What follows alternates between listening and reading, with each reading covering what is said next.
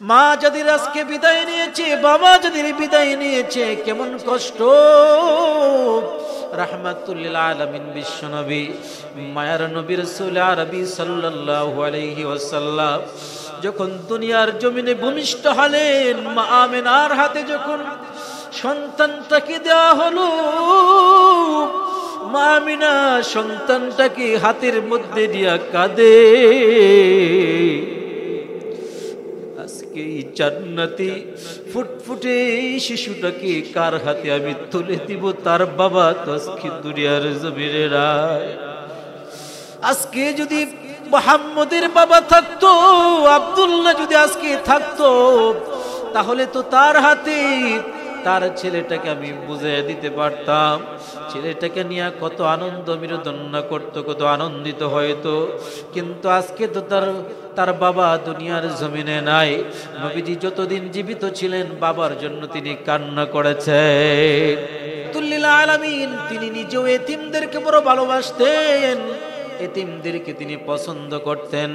আল্লাহর পয়গম্বর রাসূল করিম সাল্লাল্লাহু আলাইহি সাল্লাম ঈদের দিন সাহাবায়ে কেরামদের সামনে বসা, ঠিক সে অবস্থা মদিনাতুল মুনাওয়ারায় বাবুস সালাম একটা দরজা আছে মসজিদে নববীর, ওই বাবুস সালাম দরজায় উবাইদা নামে 7 বছরের একটা বালক চোখের পানিগুলো ঝরাইয়া ঝরাইয়া কান্দে। আবু বকরকে ডাক দিয়া বলে, আবু বকর আপনি আপনার নবীকে বলেন আমার কাছে আসতে। নবীজি ওই শিশু সন্তানের কান্নার কথা শুনে তার কাছে আসলেন। ডাক দিয়ে বলেন, কি হয়েছে বাবা, তুমি কেন কান্না করো? ডাক দিয়া বলেন, ও নবী, বদরের ময়দানে আপনি আমার বাবাকে নিয়ে গিয়েছিলেন, কিন্তু বদরের ময়দান থেকে আমার বাবাকে আপনি কেন ফিরায় নিয়ে আসেন নাই? আজকে ঈদের দিন মদিনার সমস্ত সন্তানের মুখে হাসি, আমার মুখে কেন হাসি নাই?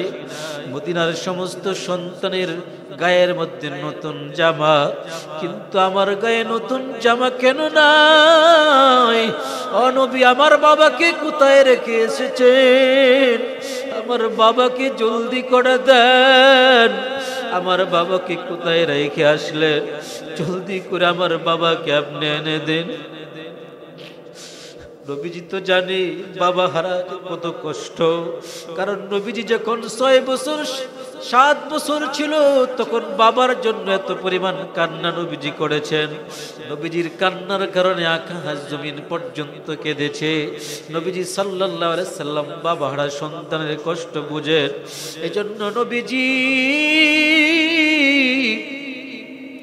আবু উবাইদাকে কোলে তুলে নিলেন, আর সাহাবায়ে কেরামদেরকে ডাক দেয়া বলেন, সাহাবীরা আজকে ঈদের জামাতে একটু দেরিতে হবে রে সাহাবীরা, কারণ এই রমজানে বদরের যুদ্ধে আবু উবাইদার বাবা শহীদ হয়েছে, শাহাদাত বরণ করেছে। আজকে সে বাবা বলার মতন কেউ নাই, নতুন জামা কিনে দেওয়ার মতন কেউ নাই। আমি একটু তাকে একটু কেনাকাটা করব, তাকে একটু মার্কেট করে দেব। নবীজি 7 বছরের আবু উবাইদাকে কোলে নিয়ে মার্কেট করে নবীজি সাল্লাল্লাহু আলাইহি ওয়াসাল্লাম তাকে গোড়ায় আর ডাক দিয়া বলে, আবু উবাইদা রে, যদি আমি মুহাম্মদ সাল্লাল্লাহু আলাইহি সাল্লাম তোর বাবা হয়ে যায় আর আমার স্ত্রী আয়েশা যদি তোর মা হয়ে যায়, বল আর কি তোর মনে কোনো কষ্ট থাকবে কিনা? আবু উবাইদা ডাক দিয়ে বলে, গো নবী, আপনি যদি আমার বাবা হয়ে যান আর আম্মা জান আয়েশা সিদ্দিকা যদি আমার মা হয়ে যায়, আল্লাহর কসম এই পৃথিবীর বুকে আমার কোনো দুঃখ কষ্ট থাকবে না। আল্লাহু আকবার। আমার ভাইয়ারা, এই জন্য ঈদের দিন যারা নবীকে ভালোবাসি, আজকে যদি নবী থাকতো, সাহাবায়ে কেরাম নবীর জন্য কলিজা পর্যন্ত দেওয়ার জন্য প্রস্তুত ছিলেন। সাহাবীরা নবীর জন্য জীবনটা পর্যন্ত দেওয়ার জন্য প্রস্তুত ছিলেন। আজকে দেখা যায় আপনার ঘরের ভিতরে এত আনন্দ, আপনার ঘরের ভিতরে এত হাসি, কিন্তু আপনি নবীর খোঁজখবর নিয়েছেন কিনা? বলেন কিভাবে নবীর খোঁজখবর নিব?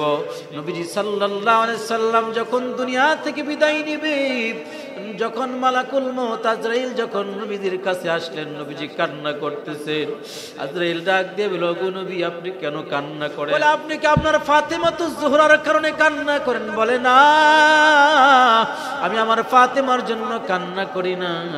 বলে কি আপনি হাসান হুসাইনের জন্য কান্না করেন নাকি? বলে না, আমি হাসান হুসাইনের জন্য কান্না করি না। বলে আপনি কিসের জন্য কান্না করেন? নবীজি ডাক দিয়ে বলে, আমি কান্না করি, আমি তো বিদায় নিয়ে চলে যাব, আবার গুনাহগার উম্মতের কি অবস্থা হবে? মৃত্যুর আগে নবীজি আমাদেরকে নিয়ে কান্না করেছেন।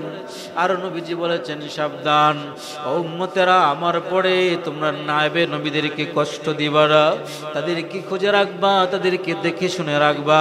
নবীজি সাল্লাল্লাহু আলাইহি সাল্লামের সাহাবীরা নবীর জন্য এত পাগল, দেখা যায় খেজুর গাছে নতুন ফল ধরেছে, নবীর জন্য হাদিয়া নিয়ে এসেছেন। হাদিয়া তোফার অভাব নাই, নবীজির ঘরের ভিতরে সার্বক্ষণিক হাদিয়া আসতো, নবীজি বিলিয়ে দিতেন। আজকে যদি নায়েবে নবী যদি আজকে দুনিয়ার জমিনে থাকতো, আমরা যারা একেবারে গরিব তারাও চাইতাম নবীর হাতে আমরা একটা হাদিয়া পৌঁছে দেই। ঈদ উপলক্ষে নবীর হাতে 500 টাকা আমি পৌঁছে দেই। ঈদ উপলক্ষে নবীর হাতে আমি এক সেট জামার কাপড় পৌঁছে দেই। আজকে যদি নবী থাকতো, আমরা প্রত্যেকে নবীর জন্য মায়া মহাব্বত করতাম, কিন্তু আজকে নবী নাই।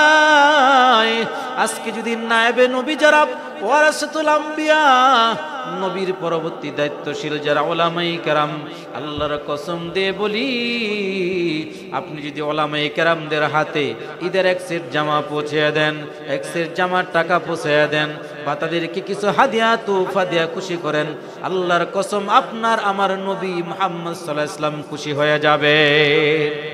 আমার ভাইরা, এতিমদের খোঁজখবর নিব, এতিমদের মাথায় হাতটা বুলিয়ে দিব, তাদেরকে বুকে জড়ায় ধরবো, কারণ তারা আজকে মা যদি থাকতো তাহলে তাদেরকে বুকে জড়ায় ধরতো, আজকে বাবা যদি থাকতো তাহলে তারা বুকে জড়ায় ধরতো।